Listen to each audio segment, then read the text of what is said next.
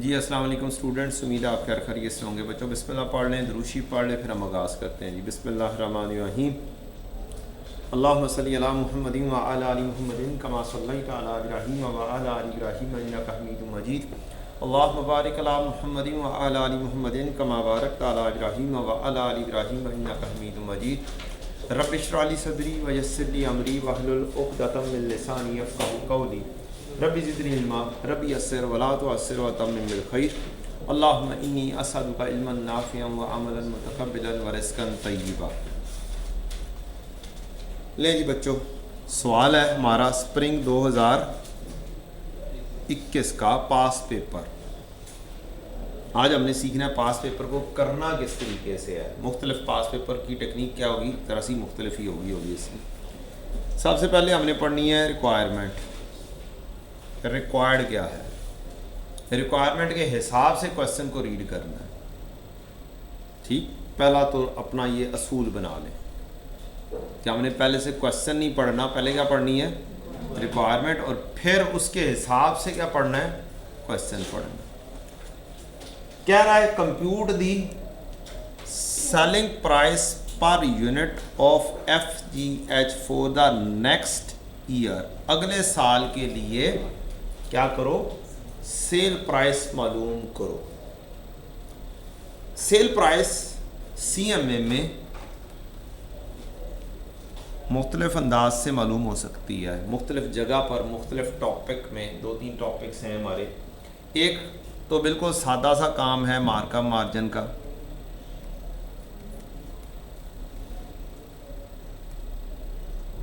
उसके अंदर आ सकती है कि हमारे पास कॉस्ट मौजूद हो तो हम सेल के ऊपर जाएंगे। तो ये वाला काम सबसे ज़्यादा हम कहाँ पर कर रहे होते हैं, टारगेट कॉस्टिंग के चैप्टर में। किस में, टारगेट कॉस्टिंग के चैप्टर में कर रहे होते हैं, क्योंकि पेपर में बैठे हुए हमें जजमेंट करनी है कि टॉपिक कौन सा सवाल आया, उसके हिसाब से हम आगे ज़रा स्पीडीली डील कर सकते हैं। तो एक तो हो गया ये टारगेट कॉस्टिंग का सवाल, जिसके अंदर सेल प्राइस मालूम करने का। एक और टॉपिक है, वो है आपका ब्रेक इवन का chapter, CVP cost volume profit का चैप्टर। उसके अंदर भी हमें टारगेट सेल प्राइस मालूम करनी होती है। सेल प्राइस बताओ या सेल वैल्यू बताओ, रेवेन्यू बताओ। उसके अंदर किस तरीके से मालूम होती है, उसके अंदर मालूम होती है एक फार्मूले के ज़रिए, fix cost over CS ratio. CS ratio होती है contribution to sales ratio, contribution over sale ratio. Contribution मालूम होता है सेल में से वेरिएबल कॉस्ट माइनस करके कंट्रीब्यूशन आ जाता है, और सेल से डिवाइड करें तो ये CS रेशो आ जाता है। इसके अलावा और भी तरीके हैं CS रेशो मालूम करने के। ठीक, तो क्वेश्चन आपने पढ़ा, क्वेश्चन पढ़ के जजमेंट करनी है टॉपिक कौन सा चल रहा है। जनरल टाइप है, target costing type, target costing की जनरल टाइप टॉपिक है, और CVP के अंदर मुख्तलिफ चीज़ें आ रही होंगी, इस तरह की CS ratio, variable cost to sales ratio, और इस तरह की बातें मौजूद होंगी। ठीक, जिससे हमें अंदाज़ा हो जाएगा कि टॉपिक कौन से वाला है। वो जब वो टॉपिक पढ़ेंगे तो ओबियसली वहाँ पर भी मैं पास पेपर करवाते हुए मेंशन कर रहा हूँ, ये देखें ये वाला टॉपिक से, इस बात से हमें पता चल रहा है ये कौन सा टॉपिक है, ये CVP का टॉपिक है।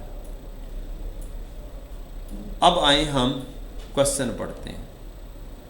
Fine Limited is involved in manufacturing and distribution of various consumer products. Following information pertains to one of its product. FGH for the year, एक प्रोडक्ट है FGH for the year ended 31 दिसंबर 2020 का data दे दिया है हमें। किसका काम का है, अगले साल का। तो इसका मतलब है एग्जिस्टिंग काम दे दिया, और इससे अगले साल की कहानी हमें मालूम करनी है। अब ये जो डाटा दिया हुआ है इसको गौर से एनालाइज करना है, इसमें क्या क्या चीज़ मिसिंग है। एक छोटी सी बात हमने पढ़ी है कि ये जो वैल्यू होती है ये किस तरह से आती है, क्वांटिटी इनटू रेट करके। और एग्जामिनर अक्सर औकात या क्वांटिटी मिस कर देता है या रेट मिस करता है, और अक्सर औकात उसका कोई ना कोई लिंक होता है क्वेश्चन के अंदर यूज करने में। क्या मेरे पास क्वांटिटी है, इसका मतलब क्या है, रेट मिसिंग है। ठीक, हम मालूम कर सकते हैं, बिल्कुल मालूम कर सकते हैं। ठीक, और उसको क्या अपने क्वेश्चन के अंदर उतार सकते हैं, बिल्कुल उतार सकते हैं। मटेरियल का क्या चीज़ रेट है, क्या चीज़ गिवन है, रेट गिवन है, क्वांटिटी मिसिंग है। इसी तरह से यहाँ पर भी क्वांटिटी मिसिंग है, यहाँ पर भी क्वांटिटी मिसिंग है, रेट अवेलेबल है। यहाँ पर उसने क्या, प्रोडक्शन ओवरहेड 50% क्या है, वेरिएबल, और बाकी क्या होंगे, फिक्स होंगे। ठीक, तो ये भी हमारे पास आ सकता है, जो सी चीज़ अलग-अलग हो सकती है। तो जब हमें अगले साल की कहानी कभी भी बोल दे, नेक्स्ट ईयर के काम के बारे में बोल दे, तो एग्जिस्टिंग से काम शुरू होता है। कहाँ से शुरू होता है, एग्जिस्टिंग सही तरह से होगा तो आप अगला साल कर सकेंगे। तो फिर पेपर करने का असूल ये है कि चुप करके जो उनसी चीज़ अवेलेबल है ना, और जो उनसी चीज़ें मिसिंग हैं, उनको फौरी तौर पर वर्किंग के अंदर क्या करो, कैलकुलेट कर, वो यूज़ हो या ना हो। क्योंकि हमें पेपर में नहीं पता होता क्वेश्चन किस साइड से किधर किधर जाकर डील हो जाएगा। ठीक, बात समझ लग गई। एक पेपर करने का तरीका कार क्या होगा आपका, ये वाली चीज़ दी हुई है, जो सी चीज़ मिसिंग है वो क्या कर दो, फाइंड करके सबसे पहले लिख दो। क्वेश्चन पूरा पढ़ा भी नहीं है, जल्दी जल्दी ये वाला काम कर दो, कर सकते हैं। इसको हम कह सकते हैं कि ये हमने एक अदद कॉस्ट कार्ड कंप्लीट कर दिया। क्या कर दिया, कॉस्ट कार्ड, या रफ वर्किंग कह लें, जो मर्जी बोल लें। मिसिंग आइटम्स को आपने क्या कर देना, फाइंड कर देना। दूसरी चीज, यहां पर वैल्यू दी हुई है रुपीज इन थाउजेंड्स, क्वांटिटी दी हुई है, रेट निकलेगा तो रुपीज 1000 में निकल आएगा। ठीक, तो आप इसको मुकम्मल तौर पर ही लिख कर लीजिएगा, आसानी रहेगी।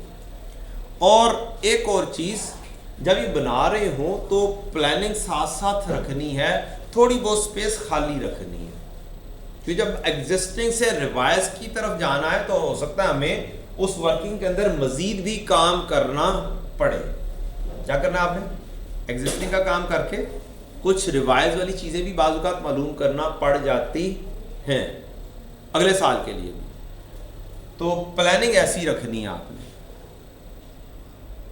चलें, फिर मैं इसकी वर्किंग बना दूं आपके साथ। मैं क्वेश्चन अभी नहीं पढ़ रहा, क्वेश्चन आगे भी जाके पढ़ूंगा। जो रफ वर्क है क्वेश्चन का वो क्या कर दें, फौरी तौर पर कर दें। ये तब की बात कर रहा हूं जब आप क्वेश्चन परफॉर्म कर रहे हो।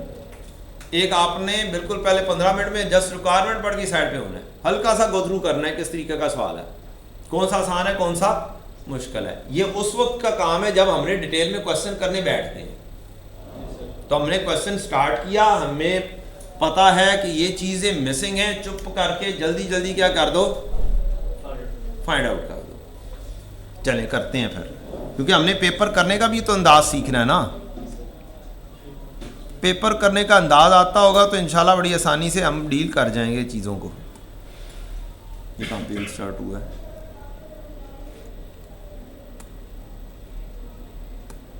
लें जी, यहाँ पर हम रफली काम कर लेते हैं और थोड़ी सी स्पेस अपने लिए खाली रखते हैं।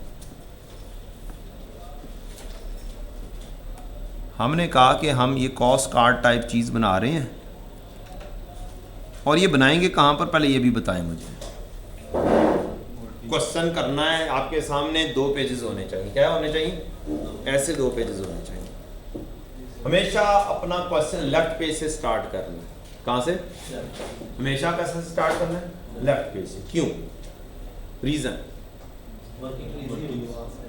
आपके सामने 2 पेजेस होंगे, लेफ्ट पेज के ऊपर आप क्या कर रहे होंगे, मेन आंसर, राइट पेज पे क्या कर रहे होंगे, वर्किंग। तो फिर ये वाली वर्किंग कहाँ पे होगी, राइट पेज पे। कहाँ पे होगी, राइट। आज के पास सामने दोनों होंगे, मैं ऊपर नीचे ही जा रहा हूँ, क्योंकि मैं अगर लेफ्ट राइट करूँगा तो फिर पीडीएफ बड़ा अजीब सा हो जाएगा।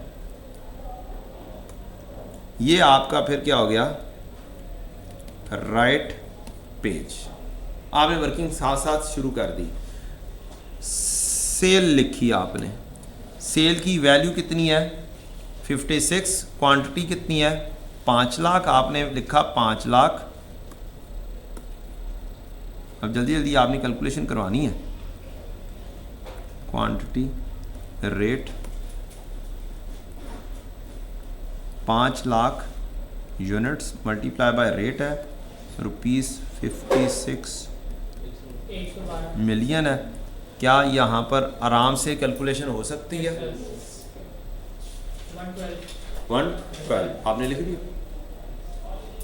मैं पहले बोल रहा हूँ यूज हो या ना हो, क्वेश्चन करने के कुछ तरीके कार होते हैं। कोई चीज यूज हो जाएगी, कोई चीज यूज नहीं होगी। नेक्स्ट क्या चीज दी हुई है? मटीरियल 30 पर केजी है 22,500। डायरेक्ट मटीरियल 30 पर केजी है 22,500। ये हमारे पास आ गए 750,000 केजीज, क्योंकि रेट पर केजी था। डायरेक्ट मटीरियल आ गया। देन स्किल्ड लेबर 10,125 रेट पर घंटा। स्किल्ड 10 मिलियन, रेट था 125 रुपये घंटा पर लेबर आवर। यहाँ पर आगे 80,000 लेबर आवर्स। हर एक की क्वांटिटी डिफरेंट आ रही है। स्किल्ड के बाद सेमी लिखा हुआ था, सेमी स्किल्ड, इसकी वैल्यू 5,000, 100 रुपये घंटा।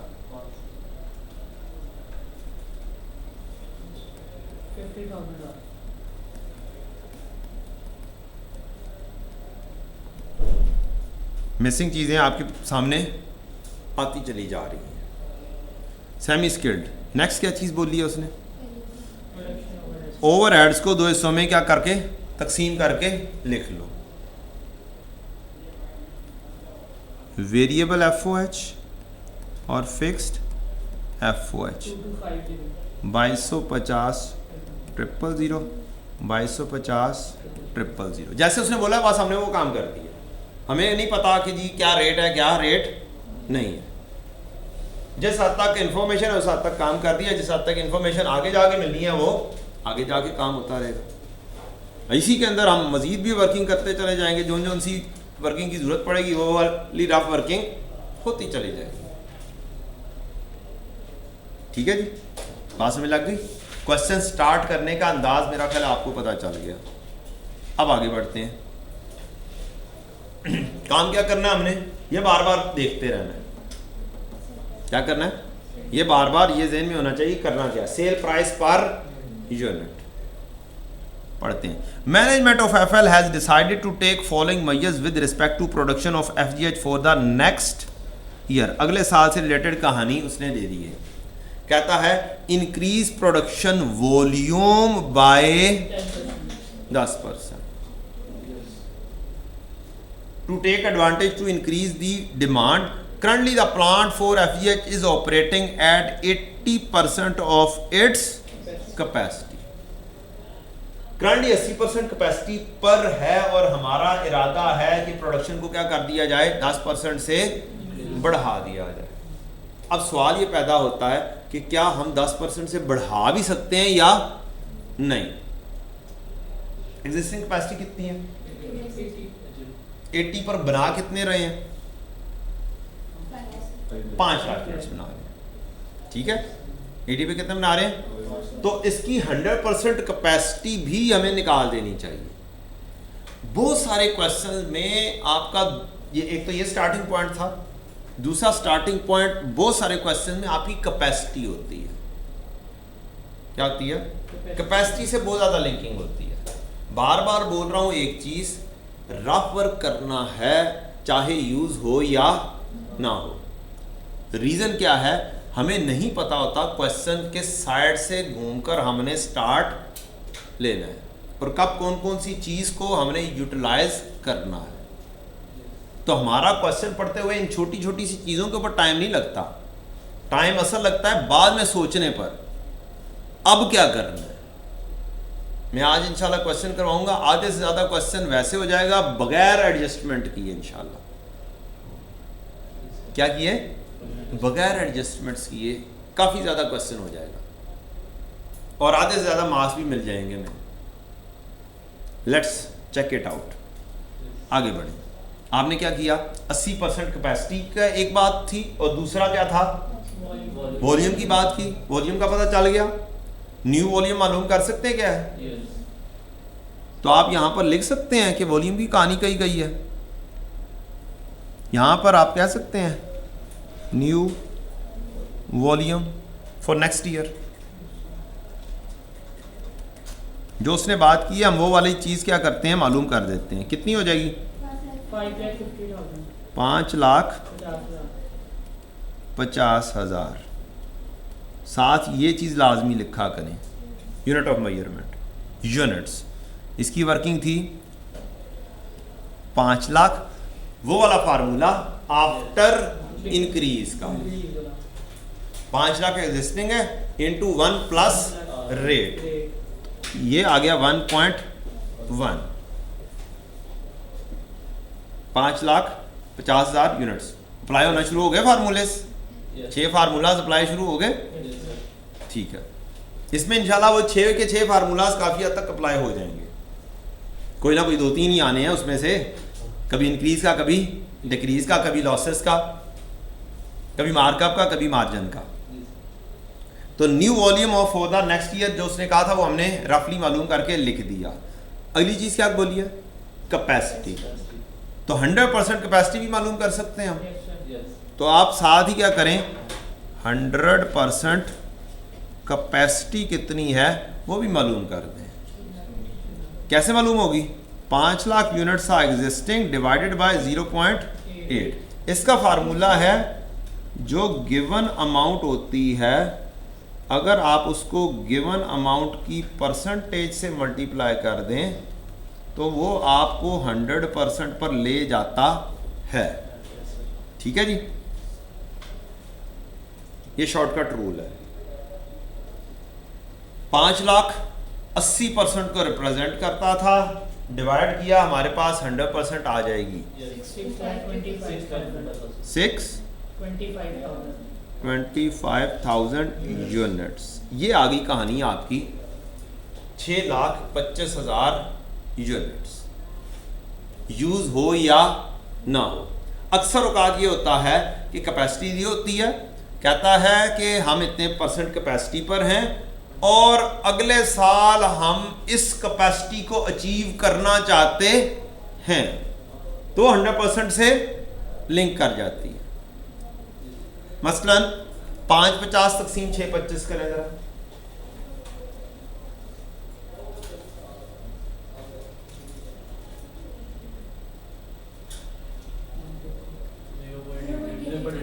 .88।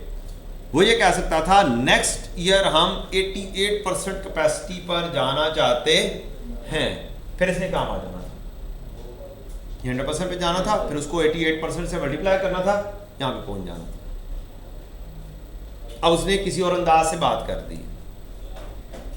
ठीक है, अगली चीज ये देखना होता है क्या वाकई हम अचीव भी कर सकते हैं या नहीं। कुछ क्वेश्चन में ऐसा भी आ जाता है। फॉर एग्जाम्पल अगर ये 92% पर होती, कितने पर होती, क्या उसमें 10% मजीद इंक्रीज आ सकती थी? 80% में मजीद इंक्रीज 10% कितना होता है? आफ्टर इंक्रीज का फार्मूला लगाएं, अगर पहले एग्जिस्टिंग 80 है तो इंटू 1.1 88 हो जाएगा, जो अभी आपने निकाला भी है। 80 इंटू 1.1 88 हो जाएगा। लेकिन अगर 92 एग्जिस्टिंग होती तो 92 इंटू 1.1 तो हम तो वो अचीव ही नहीं कर सकते थे। तो फिर हमें क्वांटिटी कौन सी लेनी थी? फिर 100% कैपेसिटी को, maximum achievement that we can do. तो इस चीज़ का भी जहन में क्या रखना है, थोड़ा बहुत ख्याल रखना है। छोटी छोटी सी बातें हैं जो कभी कभी क्या आ जाती हैं, काम आ जाती हैं, बस हल्का हल्का सा जहन में रखनी है चीज़ें, तो वो खुद डील होंगी जब आप ये रफ वर्क करेंगे इंशाल्लाह। ठीक है, चलिए आगे चलते हैं। फिर क्वेश्चन आप पढ़ रहे हैं, अभी क्या कर रहे हैं, अभी आप क्वेश्चन पढ़ रहे हैं, साथ साथ क्या कर रहे हैं, राइट साइड पर अपना पेज ओपन है, साथ साथ उसका रफ वर्क जारी है आपका। Next, purchase 60% of the material from FL, ये अगले साल से रिलेटेड मैयर के बारे में पढ़ रहे हैं। कहता है 60% of material from FL associated company that has offered a discount of 5%. Additional wastages from this material is expected to be 1%. ये क्या कहानी आ गई, क्या आफ्टर डिक्रीज की कहानी भी आ गई 5% डिस्काउंट की वजह से, और लॉसेस की कहानी इनपुट या आउटपुट के लॉसेस की परसेंटेज। कौन सी परसेंटेज है,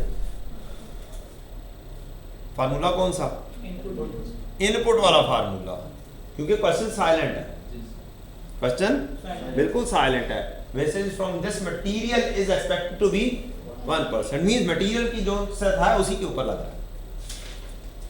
तब दो फार्मूलाज हमें पता है, रफली आप दो फार्मूलाज लिख भी सकते हैं, और चूंकि ये हर जगह पे इस्तेमाल होने हैं, आप अपने आंसर स्क्रिप्ट के पहले पेज पर, जो कि होता ही लेफ्ट है, तो राइट होता है, सर राइट होता है ना, राइट होता है पहला पेज, तो राइट के ऊपर फार्मूलाज लिख छोड़ो, क्योंकि हमने तो सवाल शुरू कहां से करने हैं, लेफ्ट से।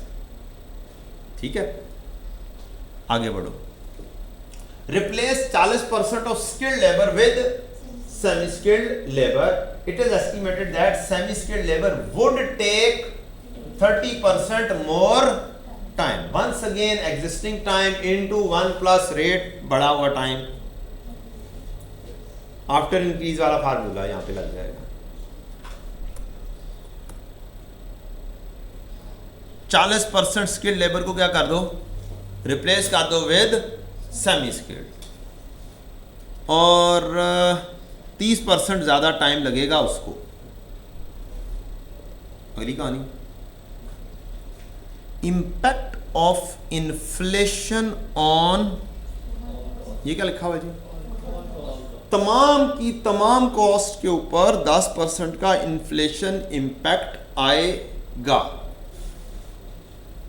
मींस ये जो जितनी भी कॉस्ट्स हैं, इन सब ने क्या होना है, कॉस्ट्स ने सब ने क्या होना है, 10% से बढ़ना है। तो जब ये आर लिखा हो तो दो तरीके से काम हो सकता है, हर एक के साथ इंटू 1.1 लगाओ, या फिर टोटल सारी कॉस्ट निकाल लो और उन सब के ऊपर एक ही दफा क्या लगा दो, 1.1 लगाओ। आसान काम कौन सा, सारा को ऐड करो, पुराने हिसाब से काम करो, सारों को ऐड करो, सबके ऊपर एक इंपैक्ट उड़ा के लगा दो, दोनों तरह से काम हो सकता है। ठीक है जी, समझ लग गई आपको, आगे बढ़ते हैं।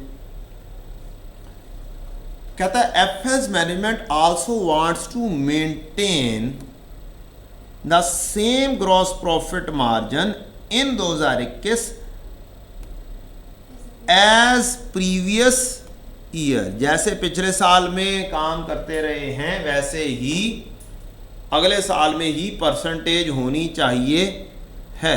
क्या हमें गिवन की हुई है, किधर गिवन नहीं की हुई, लेकिन हमें डाटा दिया हुआ है। क्या हम मालूम कर सकते हैं, एक तरीका कार था, हमें मार का मार्जिन दे देता, उसका रेट दे देता, अब उसने क्या किया, खुद निकाल लो, आप लोगों ने निकाल भी लिया है। हमारे पास ग्रॉस प्रॉफिट भी है और सेल्स भी है, जुबानी तो निकाल लिया, पेपर पे जाना चाहिए, क्या होना चाहिए, आंसर स्क्रिप्ट पर, ये रफ वर्किंग में जाना चाहिए है। जो सा काम आप रफली कर रहे हैं वो पेपर पे साथ साथ करते चले जाएं, यहाँ पर करते चले जाएं। ये राइट पेज के ऊपर आप सारा काम कर रहे हैं, आप कहेंगे ग्रॉस प्रॉफिट परसेंटेज। ये मसला नहीं है कि पूरा लिखो ग्रॉस प्रॉफिट परसेंटेज, लिखो जीपी परसेंटेज। spoon.com सबको पता है जीपी क्या है, यार हमारी मेहरबानी। मुझे बच्चे जो है ना पूछ के थक जाते हैं, ये लिखेंगे तो क्या मार्क्स तो नहीं काट जाएंगे। बच्चों के दिमागों में पता नहीं क्या भर दिया है लोगों ने कि यार पता नहीं क्या हो जाएगा। मैं आपको पहले बता चुका हूँ, शायद बताया कि मैंने ये वाली हरकतें ऑडिट के पेपर में की हुई, क्योंकि मुझे पेपर मुकम्मल करना था। मेरा पेपर मुकम्मल नहीं हो रहा था, फेल हो रहा था। नॉलेज था, सब कुछ था, पेपर ना मुकम्मल होने की वजह से क्या जा रहा था, फेलियर। मैंने कहा नहीं, कोई हल नहीं है, स्पीड तो नहीं बढ़ रही, कोई ना कोई और जुगाड़ लगाते हैं। तो फिर मैंने मिनीमोनिक्स यूज़ किए, शॉर्ट वर्ड यूज़ किए, पेपर पेज पे जैसे आपको कह रहा हूँ फार्मूला लिख दो और यूज़ कर लो, उस तरीके से मैंने पहले पेज के ऊपर लिखा। मैंने पूरे पेपर में ये वाले काम किए होंगे। जो उनसे क्वेश्चन में जो उनसे वर्ड बार बार रिपीट होने थे वो मैं पहले पेज पे आता था, एक दफ़ा वर्ड लिखता था और उसका एक शॉर्ट वर्ड लिख देता था कि मैंने ये काम किया।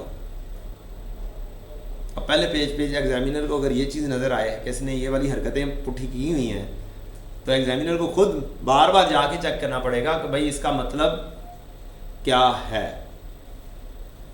ठीक है जी, तो इंशाल्लाह फाका होगा। जीपी परसेंटेज बताएं क्या है और किस तरह से निकालनी है। 14,000 तकसीम 56,000, 14,000 तकसीम 56,000 इज इक्वल टू 0.25। 25% आपने निकाल के साइड पे कर दिया। अब पता चल गया आपको कि 25% मार्जिन है, ऑन सेल है ना। तो क्या ये मार्जिन का फार्मूला है। अब आप आ जाएं, क्वेश्चन सारा पढ़ लिया, क्वेश्चन कैसे करेंगे।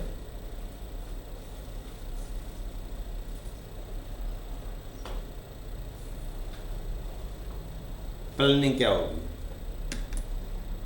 अच्छी सी 5 मिनट में प्लानिंग, 2 मिनट में प्लानिंग बनाएं और आंसर। आसान चीज़ पहले, मुश्किल चीज़ बाद में, लेकिन पहले प्लानिंग बना दो। क्या करेंगे, सारा क्वेश्चन पढ़ लिया, रफ वर्क कर लिया, क्या कर लिया, रफ वर्क कर लिया और क्वेश्चन सारा पढ़ लिया है। अब प्लान करना है, क्वेश्चन मांग क्या रहा है, क्वेश्चन में पूछा क्या है। सेल प्राइस पूछी है, क्या बिल्कुल जनरल है, बोले जनरल कहानी है क्या, कोई टेक्निकल किस्म की कहानी है, जनरल कहानी है। क्या क्वेश्चन के अंदर यही वाली चंद चीज़ें ही आनी है, कॉस्ट से ही सेल पे पहुंच सकते हैं या किसी और चीज़ से पहुंचेंगे। तो इसका मतलब है सारी कॉस्ट इकट्ठी करनी है, मटेरियल, लेबर और ओवरहेड्स। ऐसे ही है, मटेरियल, लेबर और ओवरहेड्स की चीज़ों को क्या करना है, आपने इकट्ठा करना है। बस यही काम का है ना उसमें, या कुछ और का, यही काम का उसमें। अच्छा चलें, फिर इसका मतलब है आपको बनानी है प्लानिंग। अब आप अपने लेफ़्ट पेज पर आ जाएंगे और प्लानिंग बनाएंगे।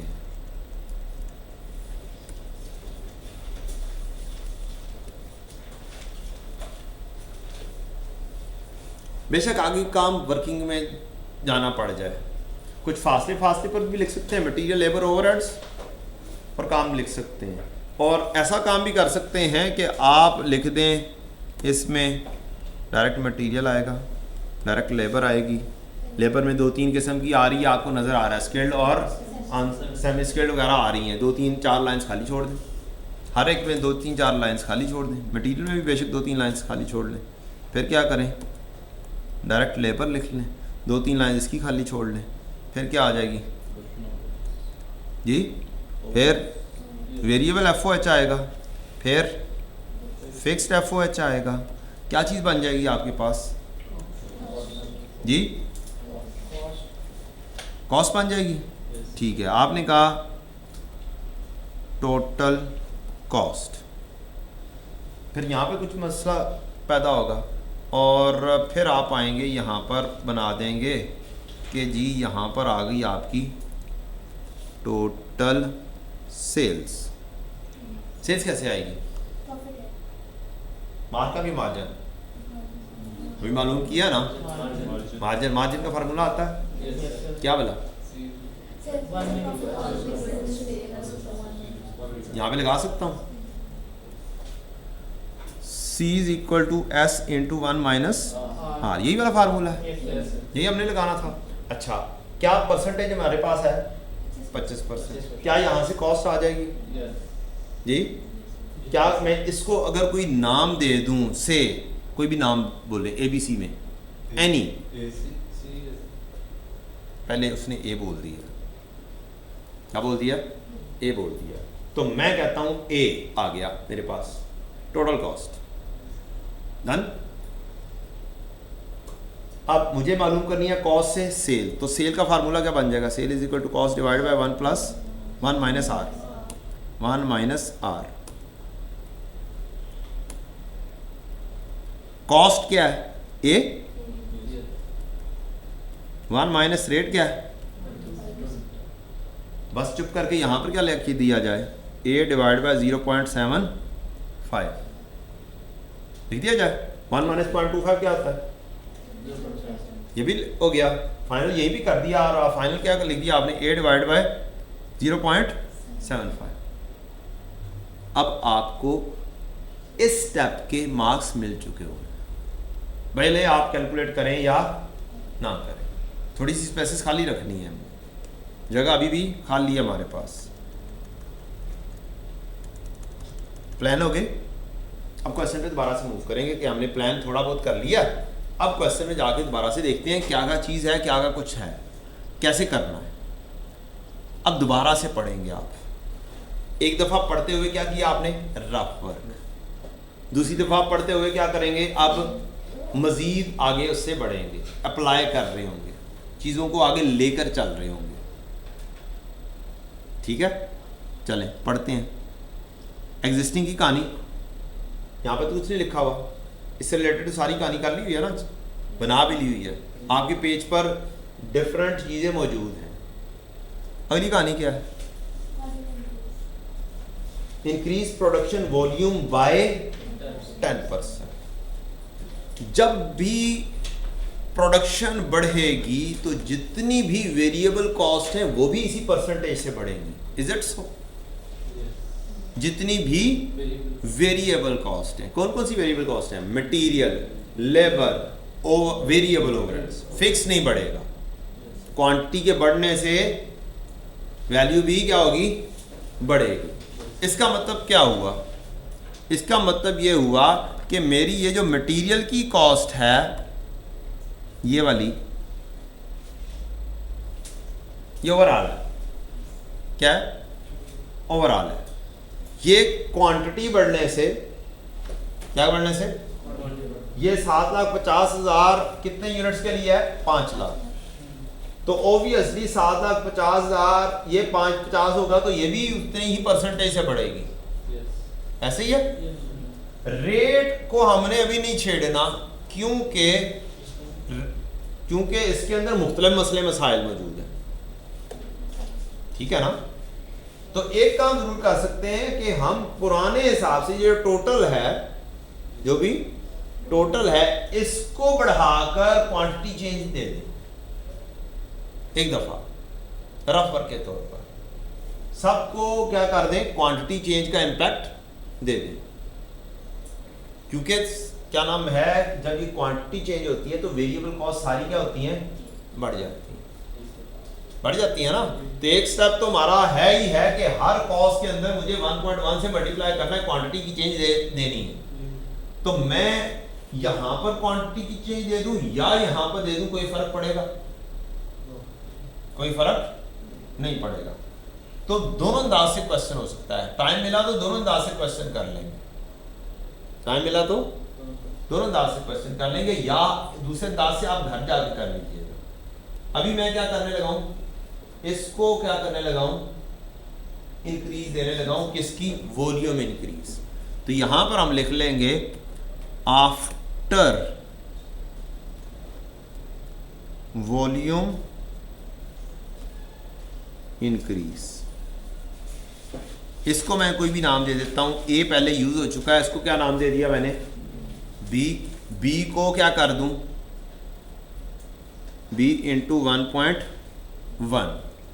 आफ्टर इंक्रीज वाला फार्मूला लगा दिया मैंने। ठीक है। क्या क्या वैल्यूज आ जाएंगी? कॉस्ट को मुझे चाहिए, सेल को तो चाहिए ही नहीं, सेल तो मैंने मालूम करनी है। किसका किसका चाहिए मुझे? जस्ट कॉस्ट की वैल्यूज चाहिए मुझे।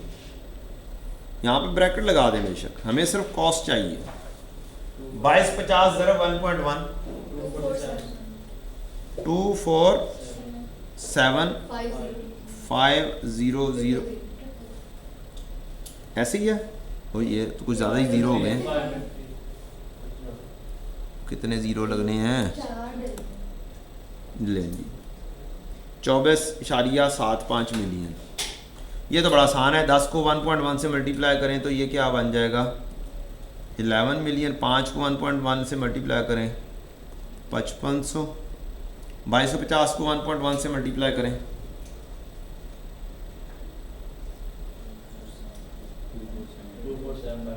2475। और अन्य वहाँ काम नहीं करना, दिमाग खोल के रखना है। फिक्स्ड कॉस्ट पर वॉल्यूम का इम्पैक्ट नहीं आता है, ज़्यादा वो सेम रहेगी। उसने वॉल्यूम की बात की, मैंने रफ वर्क एक और उड़ा के साइड पर किया, ठीक है, क्योंकि हर एक के ऊपर काम करना पड़ना था। आगे बढ़े। और क्या चीज़ है? मटेरियल का काम है। ये देखिए आसान है मुश्किल है?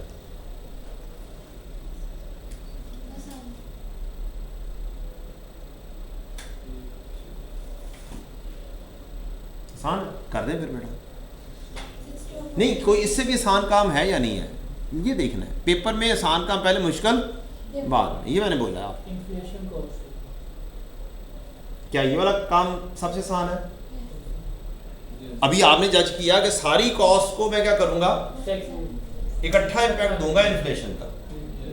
मींस क्वांटिटी का इम्पैक्ट आ जाएगा अलहदा से, रेट का इम्पैक्ट एंड पर इकट्ठा एडअप कर देंगे। ठीक, ये जो रेट्स दिए हुए हैं जो हमने मालूम किए हैं, अगर ये तमाम कॉस्ट पर सेम इम्पैक्ट ना होता तो फिर क्या होना था? ये जो हमने कैलकुलेशंस की है ना, ये बहुत ज़्यादा इंपॉर्टेंट हो जानी थी। फिर इसको नया रेट निकलना था, इसका नया रेट निकलना था, इसका नया रेट निकलना था। हम उस तरह से भी कर सकते हैं, हर एक के नए रेट निकाल के रख लें और क्वांटिटी नहीं निकाल लें। मीन्स ये जो कॉस्ट कार्ड एग्जिस्टिंग बनाया है, अगले साल के लिए भी कॉस्ट कार्ड बना लें, ठीक, और फिर उस हिसाब से डील कर दें। इसके ऊपर भी 10% इंक्रीज है, इन पर भी 10% इंक्रीज है। फॉर्चुनेटली इस क्वेश्चन में, मुख्तलिफ क्वेश्चन में मुख्तलिफ हो सकती है, इसमें 8% दे दें, इसमें 10% दे दें। So there is a possibility. कोशिश करूंगा टेस्ट में देने का हिंट। चलो ऐसे ही 750 80,000 50,000, इन पर भी इंक्रीज जारी है 10% due to this volume increase. इनके ऊपर 10% इंक्रीज जानी है ड्यू टू के तमाम कॉस्ट बढ़ रही हैं। ठीक है जी। अब हमने आगे चलना है। क्या मेरे लिए आसान काम हो गया कि एक इंक्रीज देनी है इकट्ठी? ये सबसे आसान है ना। तो ये मैंने टोटल कॉस्ट लिख दी हुई है। क्या मैं इससे पिछले स्टेप के ऊपर जाकर एक और कॉस्ट बना सकता हूं? टोटल कॉस्ट लिख सकता हूं ना, जिसको मुझे बढ़ाकर लेकर आनी है फाइनल टोटल कॉस्ट। क्या करूंगा मैं? इसको कोई नाम दे दूंगा, ABCD। ये मसला नहीं है, जो सी यूज हो गई है वो जिधर भी यूज हो गई हैं जाने दो। ये क्या आ गया? ये क्या बनेगा फिर? ओहो, किस वर्किंग के तहत बनेगा? कैसे इन्फ्लेशन का इम्पैक्ट देना है? क्या आफ्टर इंक्रीज वाली चीज आएगी ना? 10% से बढ़ाओगे ना, तो इसको, इसका मतलब जो सी ये कॉस्ट आएगी उसको क्या करोगे? 1.1 से मल्टीप्लाई करोगे।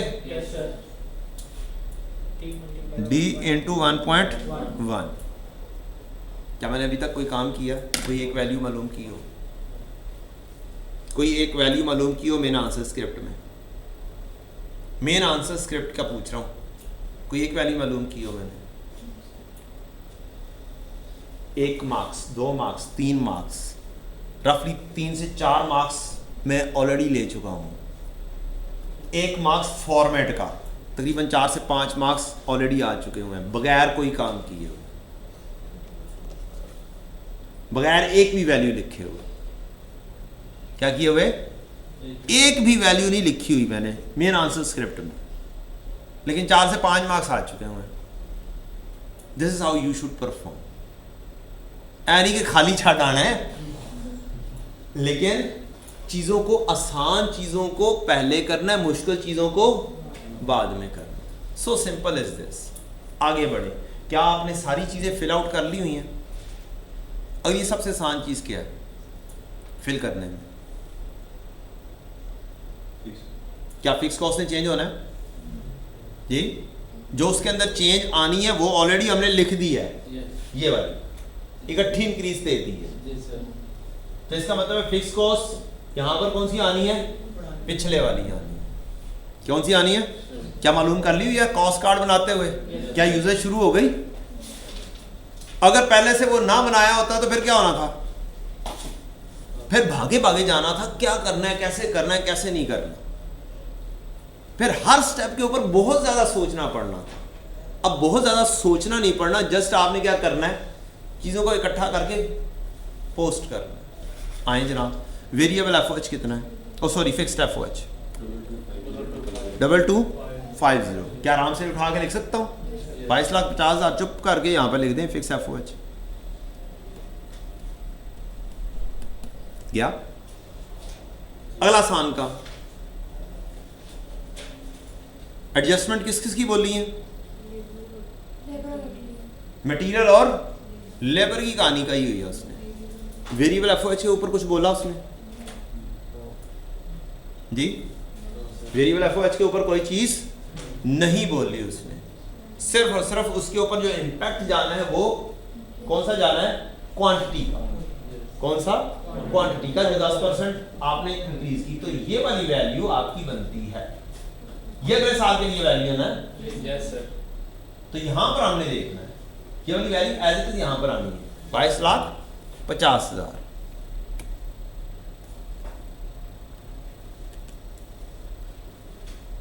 ठीक है जी। आपने यहां पर कह दिया कि ये जे है, आपने उठाया ये जहां पर लाकर लिख दिया कि ये जनाब जे से उठा के लेकर आए हैं। जी बेटा, यहाँ पे लेबर की जो एडजस्टमेंट गिवन है तो वो लेबर और वर्क चेंज हो जाएगी। क्या मुझे उसने वेरिएबल एफओएच को लेबर के साथ लिंक किया है? कहीं पर मुझे रेट दिया उसने? ना रेट दिया ना मुझे आज दिया उसने तो मुझे कुछ बताया ही नहीं। मैं मजबूर हूं कि यहां पर कोई रिलेशन नहीं है। कभी रिलेशन होगा, कभी एक रिलेशन था कि इसके ऊपर क्या लगनी थी? क्वांटिटी इंक्रीज लगनी थी, और कोई चेंज नहीं दिया उसने। जो नहीं दिया तो मैंने कहानी खत्म कर दी। अगर यहां पर इंक्रीज आई होती, चले बेटा आपने बात की, यहां से लेबर आज इंक्रीज होंगे, ठीक, उसका इम्पैक्ट बहुत नजर आ जाएगा।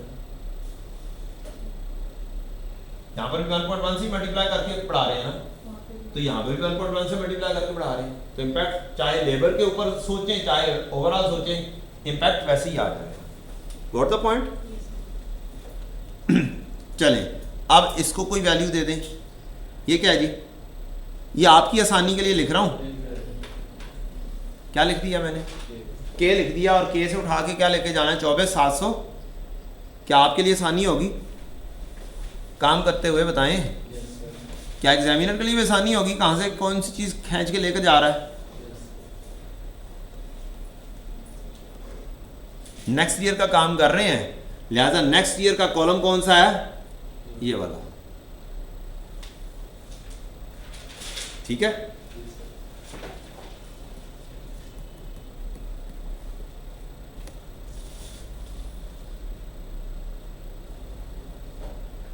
और पीछे रह क्या?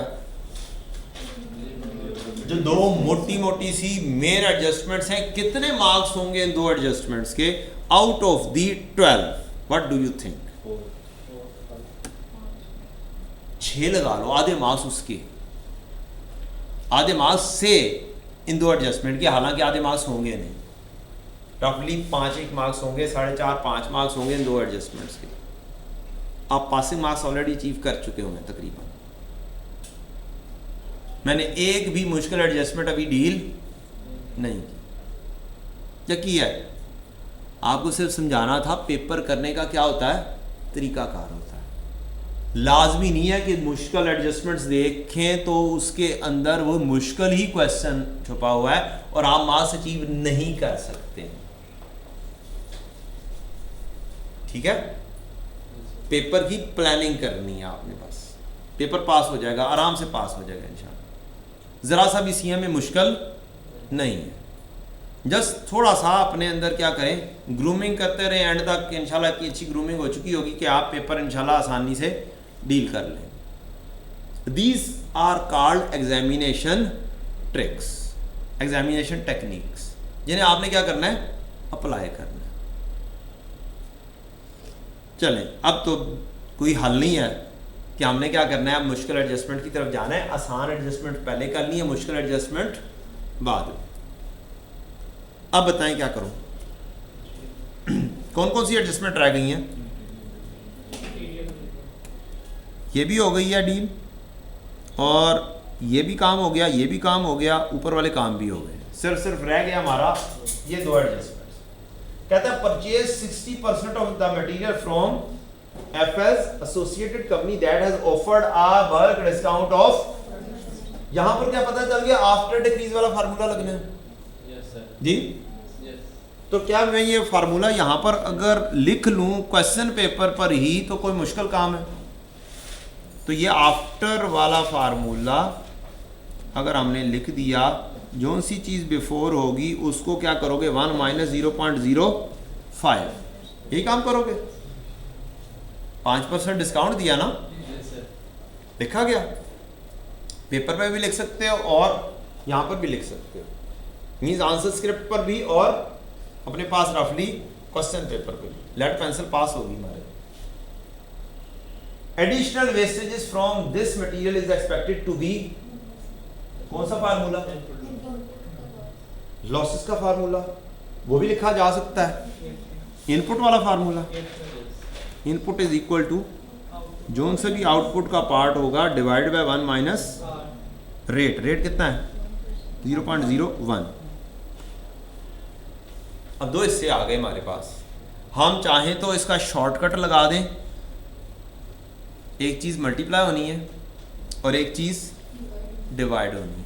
चाहें तो हम क्या कर दें, शॉर्टकट लगा दें, चाहे हम स्टेप बाय स्टेप एक चीज़ पर चले जाएं। मैं स्टेप बाय स्टेप करूंगा, आपको बता दिया है शॉर्टकट कैसे लग सकता है। मल्टीप्लाई बाय क्या कर दो, 0.95, डिवाइड किससे कर दो, 0.99। ये डायरेक्टली किया होता है एग्जामिनर ने, और हमें समझ काख नहीं लगती उसने किया क्या है, क्यों मल्टीप्लाई किया, क्यों डिवाइड किया है। हमारे पास बस वो 6 फार्मूलाज है, हमने उनके जरिए क्या कर देना है, डील कर देना। खुद ब खुद आप शॉर्टकट पर भी पहुंच सकते हैं, प्रोवाइडेड आप तरीके से चलें। आगे बढ़े फिर चलते हैं। उसने क्या बोला जी, 60% मटीरियल किससे खरीदना है, एसोसिएटेड कंपनी से। कौन सा मटीरियल जी, कौन सी वाली वैल्यू, अगले साल की ये वाली वैल्यू है। यस सर, क्या है, पुराना रेट न्यू क्वांटिटी। रेट का इंपैक्ट एंड पर इकट्ठा, क्योंकि सारी कॉस्ट के ऊपर इकट्ठा इंपैक्ट जाना था। पुराना रेट न्यू क्वांटिटी के साथ 24,750 का हमने पिक किया कि इतना हमें मटेरियल चाहिए। अब यहां पर डीलिंग करना थोड़ा सा मुश्किल काम है। इसको मैं क्या करूंगा, इसकी एक अदद वर्किंग बना दूंगा कि हम डायरेक्ट मटेरियल डील कर रहे हैं। क्या इसको 60 और 40 अलग अलग करने में कोई ट्री टाइप बना दिया जाए तो एग्जामिनर हमें मारेगा, मेरा ख्याल है। ऐसे ही है ना,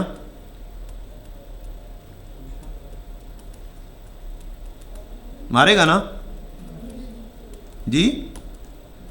पेपर में जैसे मर्जी काम करें आप। बताएं जी, 24,750 था ना? 1485 एक मिनट, बाद में आपने कहना है ये 24,750 कहाँ से आ गया? ऐसे ही है ना? आपने मुझे बाद में कहना है कि ये कहाँ से आया था सर? एम से आया।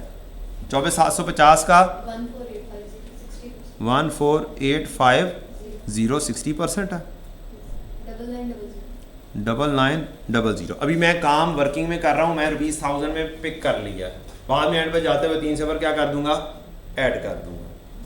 ले जी 60% और 40%। क्या 40% के ऊपर कुछ भी उसने बोला है? बोले जी, कुछ भी बोला हो? कोई नहीं बोला। इसका मतलब है ये तो फाइनल हो गया 9900 के साथ ही, इसमें तो कोई एडजस्टमेंट है ही नहीं। फाइनल हो गया। अच्छा, अब 14,850 के ऊपर कहानी आई। कहता है कि इसमें क्या करना है आपने? डिस्काउंट लेना है। कितने परसेंट? तो हमने कहा आफ्टर डिस्काउंट का फार्मूला लगा देते हैं, स्टेप बाय स्टेप चलते हैं, 1 बाय 1। आफ्टर डिस्काउंट का फार्मूला लगाया, 1 माइनस 0.05 किया तो एक और आंसर आ गया। अगर मैं स्टेप बाय स्टेप चलूं तो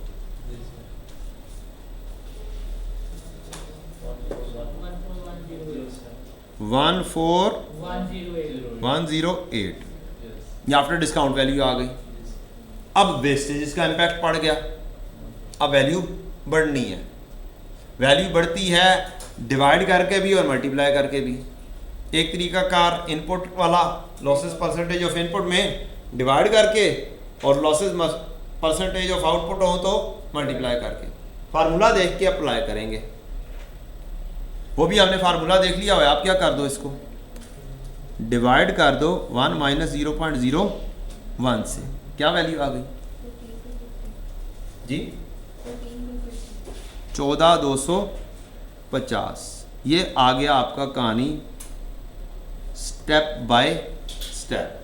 अदरवाइज ऊपर हमने फाइंड कर लिया था, हमने मल्टीप्लाई क्या करना है, हमने डिवाइड क्या करना है, हमने मल्टीप्लाई बाय 0.95 डिवाइड बाय 0.99 करके भी साइड पर हो सकते थे।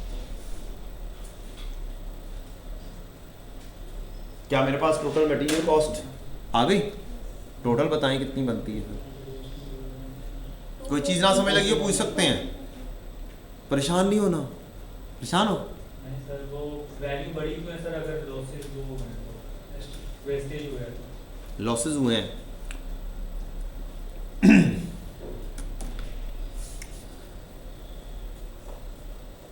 आप एक चीज़ बनाते हैं जिस पर पहले लगता है 1 kg। क्या लगता है? 1 kg। उसका रेट है 1,000 रुपये। आपकी कॉस्ट क्या होगी? 1,000 ही होगी ना। एक फिनिश गुड बना रहे हैं, उसके ऊपर मटेरियल लग रहा है 1 kg और 1 kg का रेट है 1,000। कॉस्ट क्या बनेगी? 1,000। लेकिन आप कहते हो कि नहीं, 1,000 जब मैं इन करता हूं कुछ लॉसेस हो जाते हैं, तो फिनिश प्रोडक्ट को 1,000 kg की चाहिए। ठीक है, तो अब बताएं जो मटेरियल होगा 1,000 kg से ज़्यादा डलेगा या कम डलेगा, या 1 kg से ज़्यादा डलेगा या 1 kg से कम डलेगा? ज़्यादा डलेगा। तो रेट तो 1,000 ही है। मल्टीप्लाई करोगे तो क्या आएगा? वैल्यू बढ़ेगी ना। बस वो वाली कहानी है। क्वांटिटी बढ़ रही है। क्वांटिटी उतनी रखनी है। नहीं, क्वांटिटी बढ़ रही है ना बेटा। क्वांटिटी बढ़ा। वेस्टेजेस करने की वजह से इनपुट की क्वांटिटी बढ़ जाएगी ना। मटेरियल ज़्यादा का खरीदोगे ना। यही तो आपको 2 दिन में समझाया। क्योंकि अब फिनिश गुड तो आउटपुट वही रखनी है। हमने 55,000 अब केजी बनाने हैं, लेकिन उसने क्या, लॉसेस बढ़ जाएंगे। लॉसेस बढ़ जाएंगे। पहले लॉसेस नहीं होते थे, अब क्या है? लॉसेस हैं। इसका मतलब है आपकी क्वांटिटी ज़्यादा लगेगी।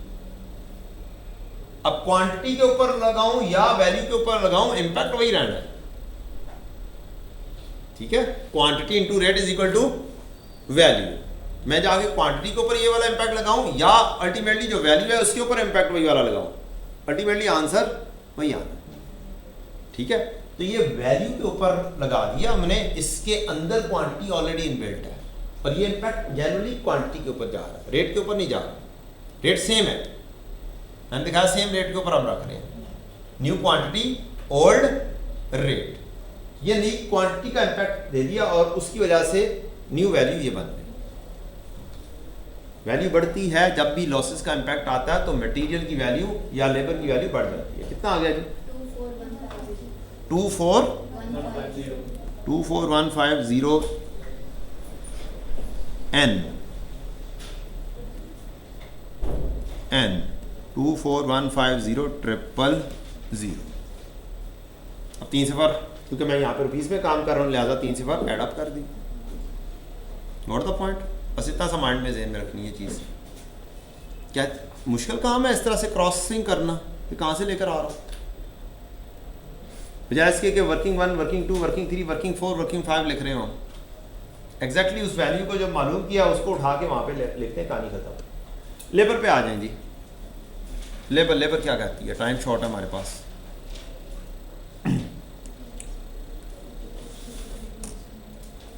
कहता है replace 40% of the skilled labour with semi skilled labour. It is estimated that semi-skilled labor will take 30% more time to do the work of the skilled labor। ये बताएं जो skilled labor existing थी उसमें कोई चेंज बताइए। ये तो skilled labor के ऊपर रिप्लेसमेंट की बात कर रहा है।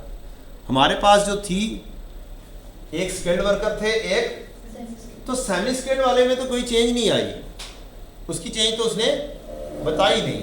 तो ये तो आप चुप करके सबसे पहले तो जाएं और यहाँ पर लिखें, एक है स्किल्ड और एक है सेमी स्किल्ड।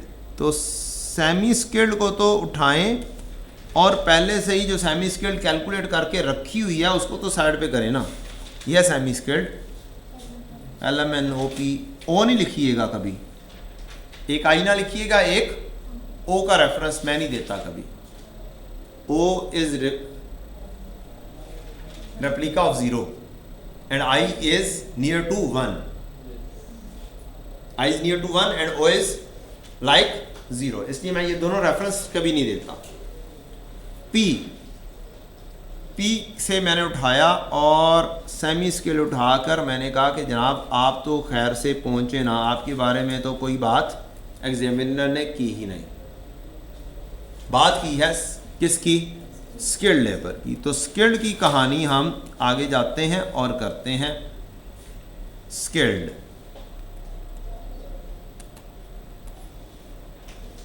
की वैल्यू कौन सी दी है? कितनी है जी? 11 मिलियन। क्या हमने सारी चीजें पिक कर ली इधर से? कौन सी रह गई थी? बस ये रह गई थी। अब इसको पिक किया और इसको डील करना शुरू कर दिया। 11 मिलियन, यहाँ पर मैंने अब ₹1000 में काम शुरू कर दिया। क्या क्या कुछ कहा है उसने? कितने परसेंट को रिप्लेसमेंट करना है? 40%। 40% और 60%, ऐसे ही है। तो मैं 40% और 60% को क्या कर दूं? अलग-अलग कर दूं। 60% के ऊपर कोई काम नहीं है, 40% के ऊपर काम है। कितना वैल्यू आ गई? 6600 4400। उसने मुझे इसके बारे में कुछ नहीं कहा, इसके बारे में कहा बस। तो मैं इसको तो उठाऊंगा और क्या कर दूंगा भाई, ये तो कंप्लीट है। ये 4400 है जिसके ऊपर उसने काम कहा है मुझे। 4400 के बारे में क्या कह रहा है? कहता है 40% ऑफ स्किल्ड लेबर, इसको हमने रिप्लेस किया है with semi skilled. It is estimated that semi skilled labour will take 30% more time. ज्यादा टाइम लेता है सेमी स्किल्ड। क्या करता है? टाइम ज्यादा लेता है। क्या आफ्टर इंक्रीज वाली कहानी आ गई? ज्यादा टाइम लेता है तो टाइम ज्यादा हो गया, ठीक। तो टाइम ज्यादा लेगा, 30% ज्यादा टाइम। तो 30% ज्यादा टाइम की वजह से क्या कॉस्ट बढ़ेगी? घंटे ज़्यादा बढ़ गए ना, आर ज़्यादा हो जाएंगे, तो आर ज़्यादा होंगे तो ज़्यादा कॉस्ट होगी। क्या इसे 1.3 से मल्टीप्लाई कर दिया जाए? अच्छा सॉरी ये इतने जाना है, माजरत।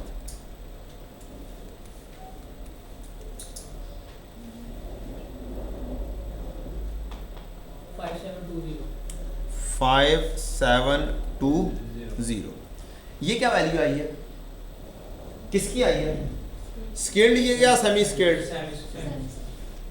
क्या रेट स्केल्ड वाला नहीं है इसमें? ऊपर जाएं जरा, स्केल्ड का रेट क्या था, सेमी स्केल्ड का रेट क्या है? तभी तो हम स्केल्ड वाले की कहानी से उठाया, काम किया हमने।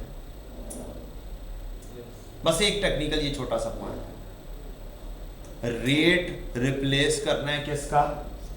स्केल्ड से सेमी स्केल्ड। पहले एग्जिस्टिंग चीज किसके ऊपर है? 125 लेके किस पे जानी है? 100।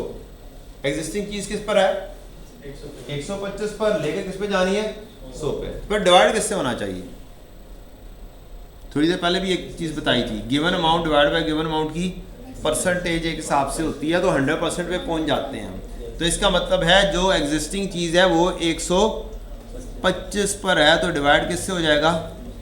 125। और रेट जो 100 है वो उस पर आपने पहुंचना है। तो ये है सेमी का रेट और ये है स्केल्ड का रेट। ठीक है, ये एक तरीका कार है। एक और तरीका कार भी है जी बेटा। सर स्किल लेवल पे भी तो फिर चेंज आएगा, अगर रिप्लेस हो रहा है रेट में। वो तो 66 ही है ना।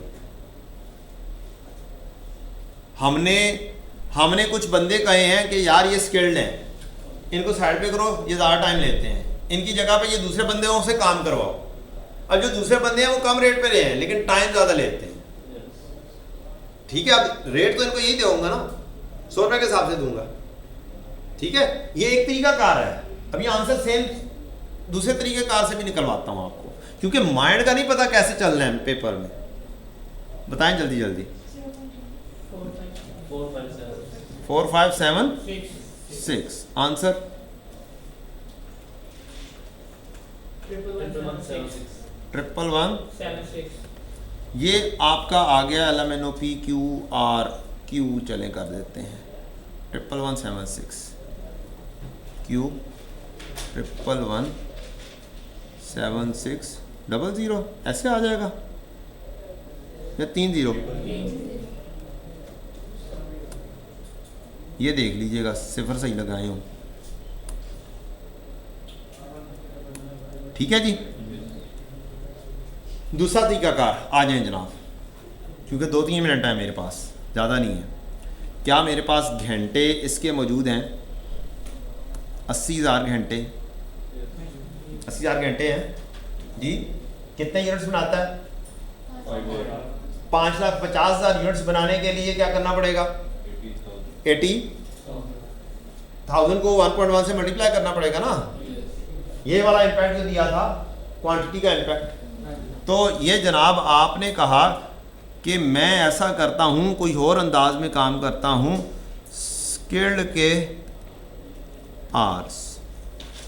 आपने लिखा 80,000 लेबर आर हैं और ये किसके लिए हैं?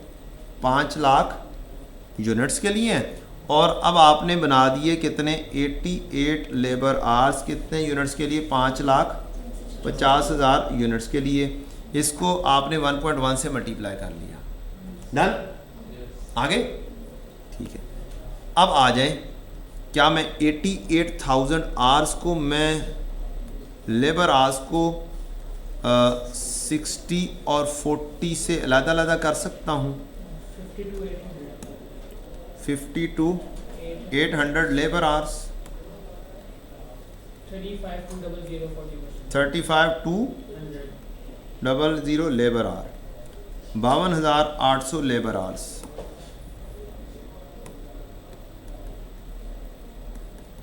52,800 लेबर आवर्स पे रेट मेरा एग्जिस्टिंग वाला ही लगना है। कितना? 125 वाला, क्योंकि जो दूसरा है रेट का इम्पैक्ट वो हमने इकट्ठा देना है। 125 रुपये 6600 125 रुपये पर labour are 6600 000 35,200 labour are into 1.3 times ज़्यादा टाइम लेता है कौन सा जो रिप्लेसमेंट हो रही है सेमी स्किल्ड। कितना घंटे ले लेंगे 45760 लेबर आवर्स। इनका रेट क्या होगा? Answer 4576 total.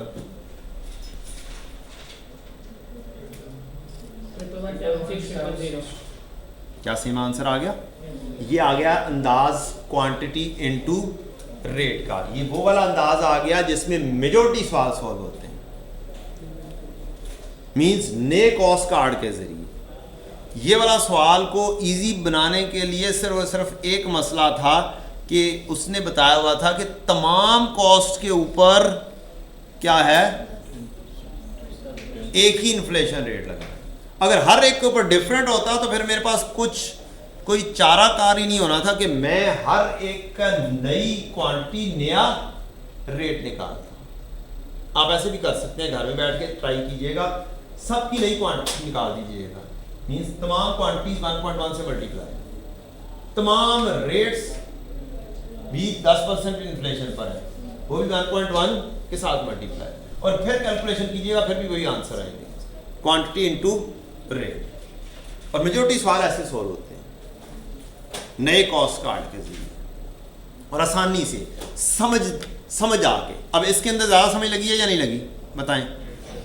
इसमें ज़्यादा समझ लगी है ना कि हो क्या रहा है। तो चीज़ वो करनी है जिसमें ज़्यादा समझ लगे।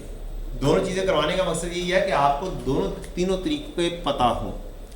लें जी, ये तो हो गया हमारा एक अदद पास पेपर।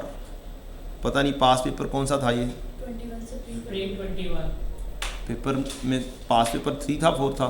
7 पास पेपर नंबर 7 है, क्वेश्चन नंबर 3 पास पेपर 3 हुआ ना। फिर स्प्रिंग 2021 का ये सवाल हमने किया है क्लास वर्क के तौर पर, is equal two year first homework है।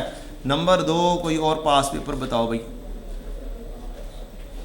इसके बाद वाला बताओ। 2022 लें जी, पास पेपर नंबर 4 है, जी सर, स्प्रिंग 2022 डेनमार्क आइस। अब आप लोगों ने पास पेपर्स एक एक करके करते रहना है। आप लोगों ने मुझसे क्यूरीज पूछनी है कि ये वाली एडजस्टमेंट कैसे डील होगी। ठीक, मैं इंशाल्लाह कल से नया चैप्टर शुरू करवा दूंगा। आसान है, बहुत आसान है। उसमें दरमियान में आपकी क्यूरीज आराम से सॉल्व हो सकती हैं। मैंने 7-8 दिन आपको जस्ट क्या करवाना है, बच्चों वाले सवाल करवाने हैं। ठीक है, थैंक यू, अस्सलाम वालेकुम।